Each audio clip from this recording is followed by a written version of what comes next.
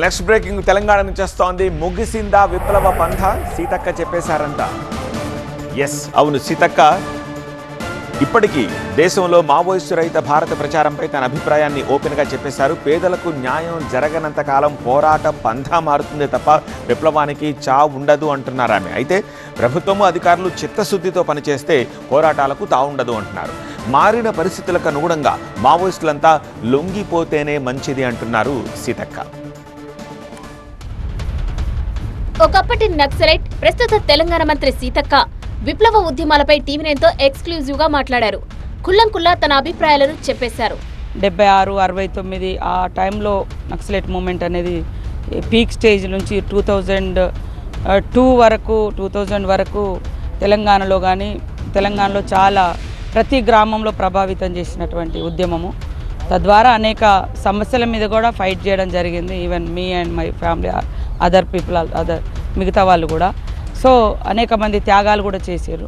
ఆ త్యాగాల వెనుక కొన్ని విజయాలు కూడా ఉన్నాయి. ఈరోజు ట్రైబల్ ఏరియాలో కొన్ని స్పెషల్ రైట్స్ కానీ లేకుంటే భూ సంస్కరణ అంటే భూస్వాముల ఆగడాలు కానీ ఇవన్నీ కొంత మార్పు రావడంలో తెలంగాణలో ఆనాడు జరిగినటువంటి విప్లవోద్యమం, ఆంధ్రలో మీకు తెలుసు ఉద్దానం, శ్రీకాకుళం లాంటి ప్రాంతాలలో మరి వడ్డీ వ్యాపారుల పీడన ఎంత ఘోరంగా ట్రైబల్ పీపుల్ మీద ఉండేదో. సో అవన్నిటి కొంత మేరకు ఈ మార్పు రావడంలో విప్లవోద్యమ పాత్ర క్రియాశీలకంగా ఉండడం జరిగింది. మావోయిస్టు ఉద్యమం ఇక ముగిసిన అధ్యాయమేనా అంటే తనదైన శైలిలో సమాధానమిచ్చారు మంత్రి. పూర్తిగా నక్సల్ అంతం చేస్తామని చెప్పి అంటున్నారు. మార్చి 31 నాటికి కేంద్రం. ఇది సాధ్యమేనంటారా? ఈ భౌతికంగా వ్యక్తులు పోవచ్చు, ఉండొచ్చు, కానీ పేదరికం ఉన్నంతకాలం సమస్యలు లేవనెత్తే వాళ్ళు ఉంటారు. అది మావోయిజమా, లెనినిజమా, లేకుంటే మార్క్సిజమా, లేకుంటే అంబేద్కరిజమా, కుమ్రం భీమిజమా, సమ్మక్క సారలమ్మ పోరాటమా, సమస్యలు అనేది పరిష్కరించాల్సినటువంటి బాధ్యత యాజ్ ఎ గవర్నమెంట్ మీద, కేంద్రము, రాష్ట్రాల మీద ఉంది. సమస్యలున్నంత వరకు విప్లవం ఉంటుంది. కాకపోతే పోరాట పంత మారుతుంది. అధికారులు, ప్రభుత్వ యంత్రాంగం సక్రమంగా పనిచేస్తే అసలు పోరాడాల్సిన అవసరం ఎవరికి ఉంటుందన్నారామె. రాజ్యాంగం ఖచ్చితంగా కరెక్ట్గా మనం ఇంప్లిమెంటేషన్ చేస్తే చాలా సమస్యలు ప్రజలకు ఉత్పన్నం కావు. కాబట్టి ప్రతి ఒక్క అధికారి, ప్రతి ఒక్క పాలకులంగా మేము కానీ కేంద్రం కానీ రాజ్యాంగాన్ని ఫాలో అయితే చాలా సమస్యలకు పరిష్కారం ఉంటుంది. ప్రస్తుత పరిస్థితుల్లో మావోయిస్టులు లొంగిపోతేనే మంచిదన్నారు సీతక్క.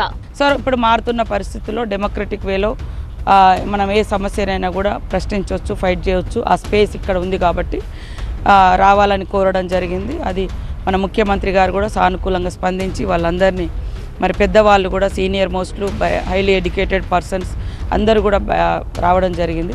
వారి ఆలోచనను కూడా లోకల్గా మనకు ఎన్నో సమస్యలు ఉంటాయి, వాటి మీద ప్రశ్నించడం, పబ్లిక్ అవేర్నెస్ చేయడం కూడా ఉంటే మంచిదే. ఈ వేలో, డెమోక్రటిక్ వేలో అని నేను అనుకుంటున్నాను. లొంగిపోయిన మావోయిస్టులను రాజకీయాల్లోకి ఆహ్వానించారు సీతక్క. మనకు ఒక డెమోక్రటిక్ స్పేస్లో మనము లీగల్గా ఫైట్ చేయవచ్చు, మనం ప్రజల తరపున కొట్లాడవచ్చు, మాట్లాడవచ్చు, సంస్కరణలు తేవచ్చు, పాలసీలు తేవచ్చు, చట్టాలు తీసుకురావచ్చు. ఇది మనకు భారత రాజ్యాంగం ఇచ్చినటువంటి గొప్ప హక్కు. కాబట్టి దీన్ని అందరూ వాడుకొని వస్తే మంచిది. ఫైనల్ గా ఆదివాసీలు, పేద, మధ్యతరగతి ప్రజలకు న్యాయం జరిగితే విప్లవాలు, విప్లవకారులు ఉండరన్నారు మంత్రి సీతక్క.